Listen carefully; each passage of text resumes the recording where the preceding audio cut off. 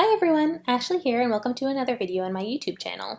Today's video is going to be a little bit different than the ones I've been posting recently. Today I'm going to be showing the entire process of making the card from start to finish without really skipping any of the steps, but the whole thing will be sped up so that it fits into a shorter video. So I hope you enjoy, and without further ado, let's get into it. Today's video is going to show how to use some Lawn Fawn stamps. Those are those cute little mice, which is called the Mice on Ice stamp set, to make this fun winter scene. I'm starting by ink blending the background using some Distress Oxide inks in a mixture of blue shades, starting with the lightest one, which is Tumbled Glass, in sort of a circular fashion in the middle to make almost like a spotlight effect. I then added the middle shade, which is Mermaid Lagoon, and the darker shade, which is Blueprint Sketch, going from light to dark from the inside to the outside, and just keeping it in sort of a circular shape to make it look like, again, like a spotlight in the middle with the lighter shade, and having the darker shade at the edges. So I'm just going back and forth to really blend out the colors. I then used some water in a spray bottle to create a splattered effect, and I'm just dabbing off the excess water with a paper towel, and it kind of looks like stars in a night sky.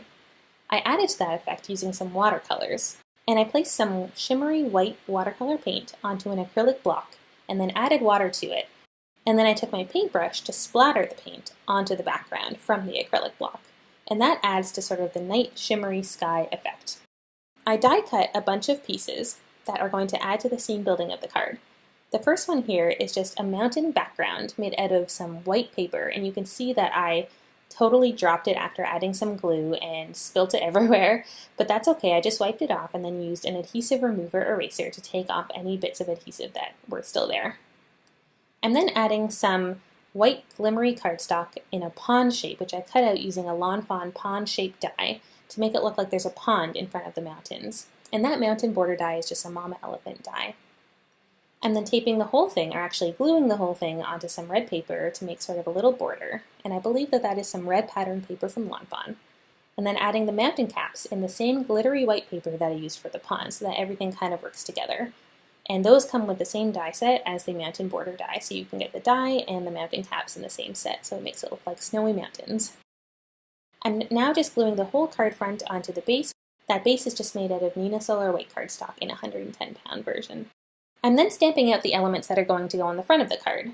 These again all come from Lawn Fawn's Mice on Ice stamp set, which is a really adorable stamp set that came in their latest 2019 Fall-Winter release. I stamped out the happy word in some red ink, and this was real red ink from Stampin' Up.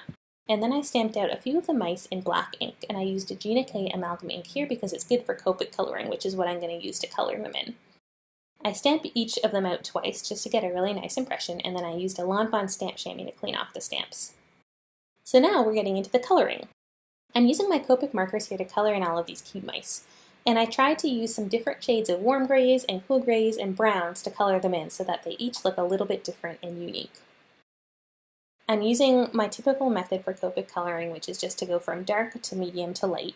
And in really small spaces like these mice, I typically just go from dark to light, so I only use 2 shades.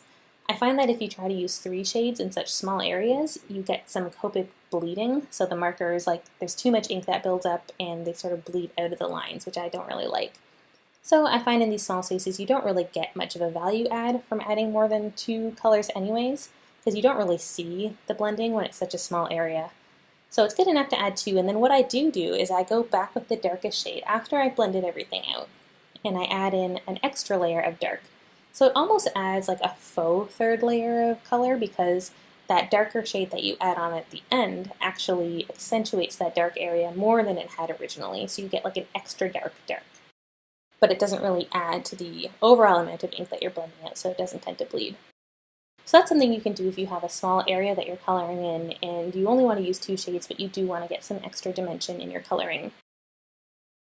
I also like to use the R20 pink marker for a lot of critter ears and noses and cheeks. It's sort of my go-to pink coloring, so that's what I've done for these critters as well. And I'm also going in with each one with a white gel pen to accentuate the highlighted areas, so areas that I thought light would be shining onto. I highlighted them with just a little white line, which is a trick that I've seen a lot of card makers use, so I definitely didn't invent it, but I do like to use it a lot. I'm finishing off these mice now by coloring in their scarves, and I chose to color them each in a different fun color to sort of make them, again, a little bit different and unique from each other. And the last thing I'm going to do on these mice is go in with a black marker to finish off just adding some details to their eyes and also any parts of them that didn't really stamp 100% perfectly. I just filled them in with a marker, which again is another nice trick that you can use if you didn't get perfect stamping. I'm now adding the sentiment to the card, so I die cut out that word happy using the die that came with the set, and then I stamped winter wishes below it in black ink. I used some VersaFine black onyx ink there because it's a beautiful crisp black ink, really nice for sentiments. I kind of laid out my mice on the front of the card how I wanted them arranged, and now I'm just gluing them all down. You'll notice that I also stamped a little heart in between those two mice that are looking at each other because I thought that was super cute. And I'm using a mixture of liquid glue and double-sided tape here to glue down these images. If the part of the image is over the glittery paper, I'm using double-sided tape because I find that liquid glue doesn't stick to glittery paper very well, but double-sided tape does. I'm also popping the mice up on some foam squares to give them a little bit of dimension.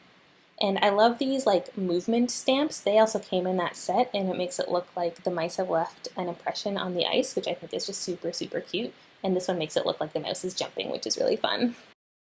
For the jumping mouse, I'm actually adhering it to the card using one of these action wobbles, which is just one of those spring foamed dimensional pieces that causes the mouse to really pop up when you take the card out of the envelope, and it kind of vibrates when you touch it, which I'm going to demonstrate in a little bit here.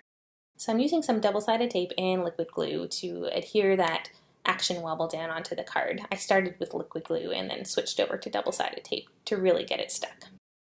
I'm now just adding one more little heart over those mice, and then that will be the card finished. So this is the card. You can see that all of these mice are elevated onto foam and are just looking like they're skating around on this pond in the mountains against this beautiful blue starry sky. And as I rotate the card there, you can kind of see the effect that we got from splattering that white paint onto the background, and it looks almost metallic. This action wobble also makes the card really fun. It causes that mouse to pop up when you take the card out of an envelope, and it kind of vibrates in a really funny way when you touch it with your finger. So that's the card for today. Again, I hope you enjoyed this sped up format. Let me know in the comments down below what you thought and if you'd like to see more videos like this. As always, please feel free to subscribe and like this video if you enjoyed it, and check out my Instagram because I also post lots of cards there, including ones that don't necessarily make it to videos. Finally, I post videos every week, so I hope to see you next week. Thanks for watching. Bye!